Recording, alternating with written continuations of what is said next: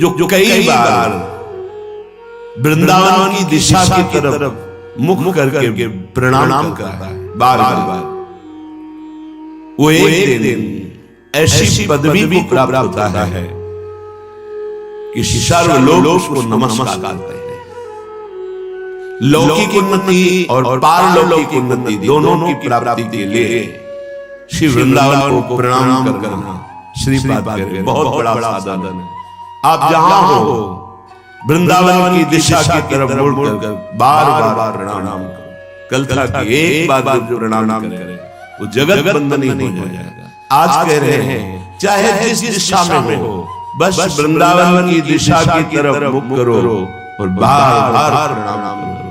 वृंदावन कृपा करेगा तो सर्वोन्नतम उत्तम से भी उत्तम आपकी उन्नति कर देगा। सच्ची सबको यही आश्चर्य होता है कि ऐसा कैसे हो सकता है, पर जो नहीं हो सकता है वो भी हो सकता है। जो हो सकता है वो तो हो ही सकता है, जो बिल्कुल नहीं हो सकता वो भी हो सकता है। ऐसा होता है कृपा का स्वरूप। वृंदावन को प्रणाम करने का मतलब समस्त दर्शकों को प्रणाम करना। बड़े बड़े परमहंस जो यहाँ संची के रूप में उनको प्रणाम करना, और प्रिया प्रीतम को प्रणाम करना, यमुना जी को प्रणाम करना, रजरानी को प्रणाम करना, यहाँ की समस्त भगवत स्वरूपों को प्रणाम करना।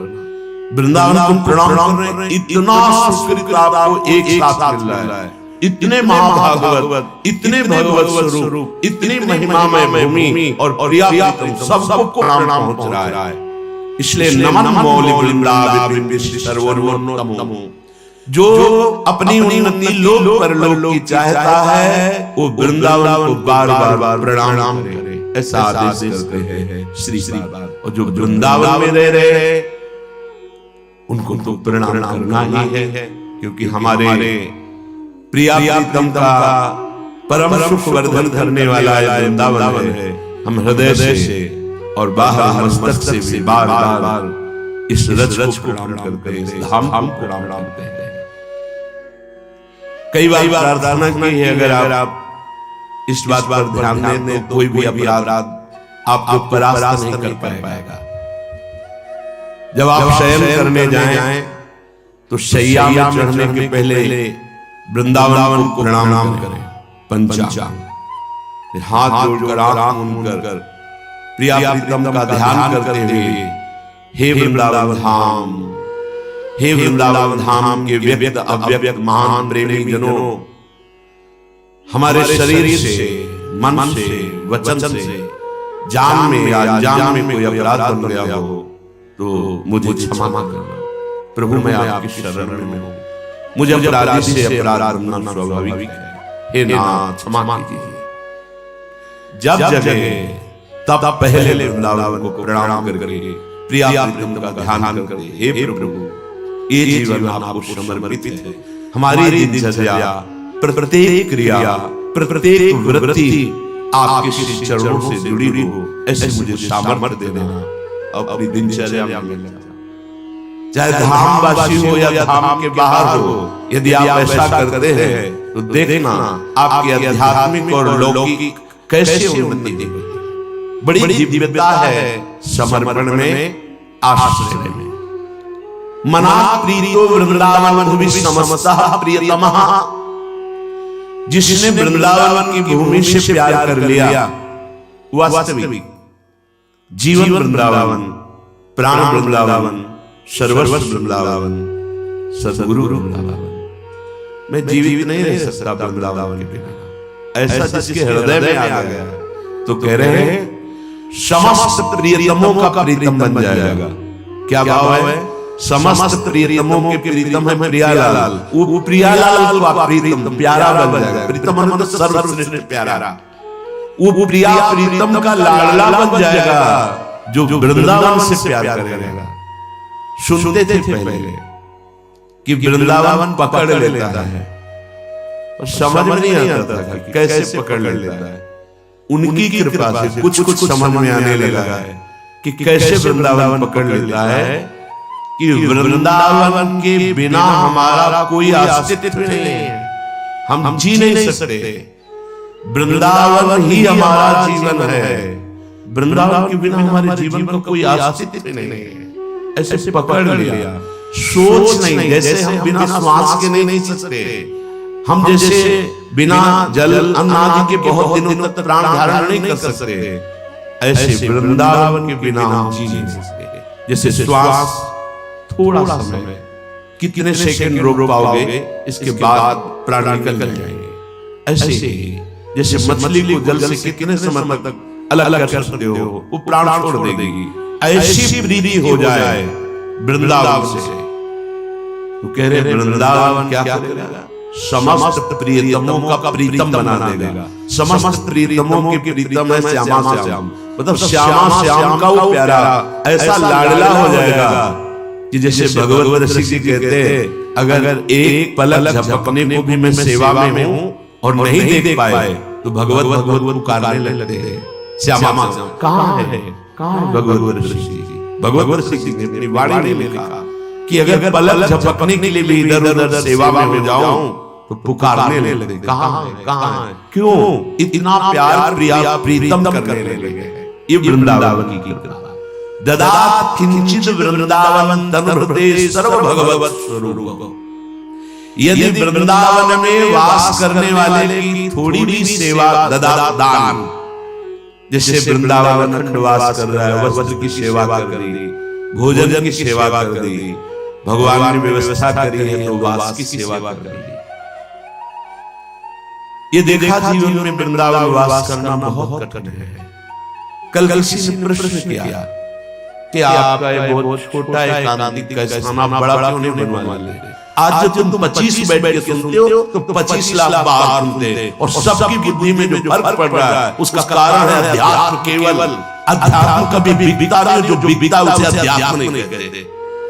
धैर्य पूर्वक चलना, ये जो साधुओं की जीवन व्यवस्था में श्रीपाद कह रहे हैं, ददत किंचित वृंदावन। अगर थोड़ा भी कुछ है, तुम्हारे पास 4 रोटी की व्यवस्था है, एक रोटी किसी वृंदावन वासी को खवा दो, ऐसी व्यवस्था। अगर आपको व्यवस्था है, सर्दी का समय है, 4 कंबल ले आए किसी ऐसे जो सो रहे हैं फुटपाथ में, जिनके पास ओढ़ने के लिए नहीं, जिनकी व्यवस्था, किसी एक वृंदावन वासी की सेवा हो जाए तो बोले तनु हृदय सर्व भगवत विभूते भागीशो भवति जगताम तत परा। वृंदावन वास की व्यवस्था सीधे प्रियालाल की करती। ये जीवन धन के लिए नहीं, प्रियालाल के लिए। हाँ, जब ये सब अपनी अपनी नौकरियां, अपने व्यापार छोड़ करके भगवत मार्ग में आ रहे हैं, तो मेरी महारानी ने उनकी व्यवस्था किसी को भी निमित्त बना करके ऐसे कर दी। यहाँ कभी ऐसी भावना नहीं है कि इतने लोग आते हैं, ये कुछ दे सच्ची। जो हमारी सेवा में श्री जी खड़े हैं, उनको पहले से पुष्ट कर दिया गया है, और इस जीवन को श्री जी ने पहले से आवे में तपा करके, अभी आकांक्षा थोड़ी है कि कोई। हम इसीलिए कभी आप सत्संग में दान धर्म की चर्चा नहीं सुनेंगे, सीधे अध्यात्म की चर्चा। अभी एक श्लोक आया इसलिए इसकी व्याख्या कर रहे हैं। तुम्हारी जेब में क्या दम है? अखिल ब्रह्मांडों का स्वामी जिनके आगे माथा झुकाता है, हम उनके दास पे तुम्हारी तरफ देखे तो धिक्कार हमारे जीवन को। फिर हम जाना है क्या? फिर जाना क्या?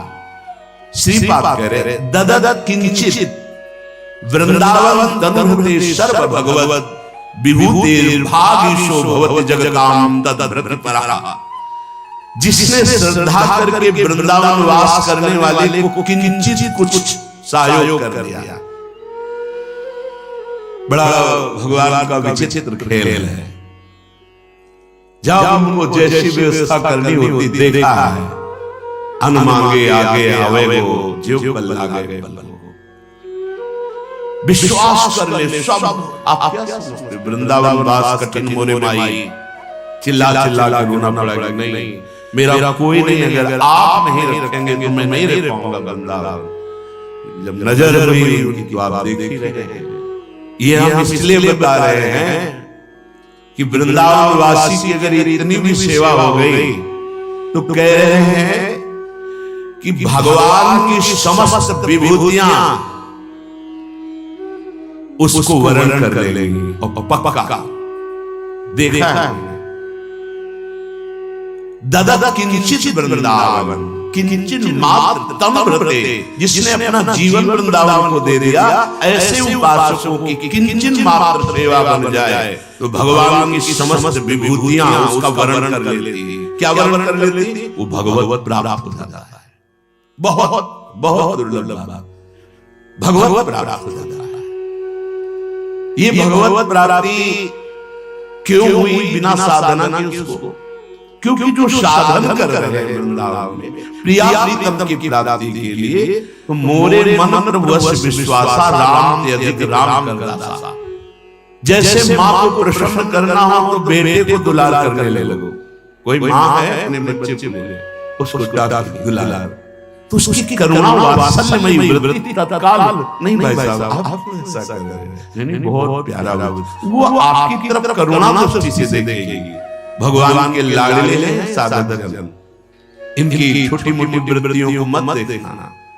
जिन्होंने अपना जीवन समर्पित कर दिया है, मेरे प्रभु उनको ऐसे देखते हैं जैसे किसी का इकलौता प्यारा लाडला अधिकारी संपूर्ण वैभव का, ऐसे अपने भक्तों को देखते हैं जो अपराध धद कर करे राम रोष पावक सो जरे। बिल्कुल सत्य माना, अगर उनके लाडलों को जरा भी आपने दुलार कर दिया तो हरि की सीधे करुणा दृष्टि होती है, जो बड़ी बड़ी साधनाओं से दृष्टि नहीं प्राप्त की जा सकती, वो भगवत प्रेमी महात्माओं की सेवा से दृष्टि प्राप्त हो।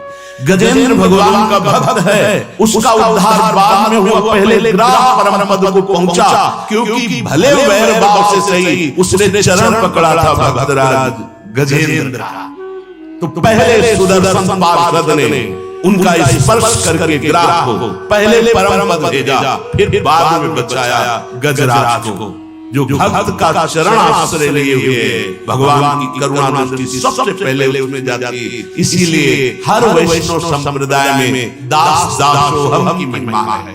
जो भगवान के भक्तों के चरणों की दासता स्वीकार कर ली, वो कैसा भी हो भगवान से परम पद दे, अपने भक्तों से भी ज्यादा प्यार अपने भक्तों की भक्ति करने वाले से प्रभु करे। इसलिए ददद किंचित वृंदावन तमृते, जो वृंदावन को अपना शरीर दे चुके हैं, अर्थात अखंड वृंदावन वासी प्रिया प्रीतम के उपासी, ददद किंचित थोड़ा, ददद किंचित वृंदावन तमृते।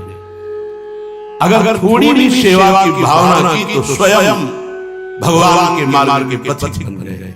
आप शरीर चाहे सबकी ना, ये इतना कृपालु वृंदावन है। चलो देखो तो निहाल कर देते हैं श्री जी। वृंदाटव्याम भव्या विदधति न कथम वासुर मात्रंच नित्यम। ऐ दुर्भागी, क्यों विषयों में भटक रहा है? ये अपना मन से डांट रहे हैं। यदि तुम परम पद चाहते हो तो वृंदावन आ जाओ। बहुत कठिन है परम पद, पर वृंदावन में सत्संग प्रदान करेगा कि बहुत सरल हो जाएगा। बहुत सरल। दुर्भागी व्यक्ति विषयों में फंसता है। अगर तुम्हें ऐसा लग रहा है कि मैं परम पद के योग्य नहीं हूं, तो बोले सीधा वृंदावन आ जाओ। पक्का आपको स्वाभाविक धाम की कृपा पर भी संशय नहीं होना चाहिए। एक महाभागवत के द्वारा सुनाई हुई कथा कह रहे कि एक बहुत बड़े ज्योतिषाचार्य अपने मित्र के साथ वृंदावन आए, तो उन्होंने कहा विनोद में उनके मित्र ने कि तुम ज्योतिष का कोई चमत्कार दिखाओ। ज्योतिष शास्त्र सत्य है, पर उसका सम्यक ज्ञान होना चाहिए। आप आए हो बस इसी आने के समय से लेकर ज्योतिष विचारी जा सकती और कुछ पूछने की जरूरत नहीं। तो उन्होंने एक व्यक्ति को देखा, बोले ये व्यक्ति वृंदावन आया है, इसका कल 12 बजे शरीर छूटेगा, ये प्रेत योनि को प्राप्त होगा। ये महत अपराधी है, पता नहीं कृपा हो गई धाम आ गए। बोले हम तो रुकेंगे, इसके पीछे पीछे चलेंगे, जहाँ रुकेगा कल 12 बजे तक हम देखेंगे तुम्हारी ज्योतिष झूठी है सत्य। ठीक 12 बजे परिक्रमा मार्ग में आया वो व्यक्ति। एक सांड ऐसे रज से क्रीड़ा करके उसकी सींगों में रजा लगी। उसको एकदम काल का आवेश आया, उस व्यक्ति की पेट में अपने सींग से भोंक दिए, तत्काल मर गया।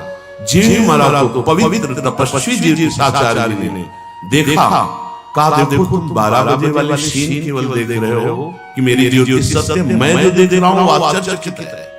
इसे प्रेरित होने प्राप्त होने थी इसके कर्मानुसार, लेकिन ये तो दिव्य तेजों में होकर अंतर्धान हो गया, ऐसा कैसे हो सकता है? तब उन्होंने वृंदावन के किसी महाऋषि जन के समीप गए और उन्होंने बताया कि मुझे ज्योतिष के प्रभाव से तीनों कालों का ज्ञान है और मैंने जितेंद्रिय और संयमता पूर्वक तप पूर्वक रहता हूं, मैंने ये दृश्य देखा। तो उन्होंने कहा तुमने देखा, उसके आगे की बात में बता रहा हूं। उस सांड के सींग पर वृंदावन की रज थी। रज ही उधर में गई और उसके प्राण निकले तो प्रिया के पास सीधे हो जे रेणु पर मरिबो मंगला।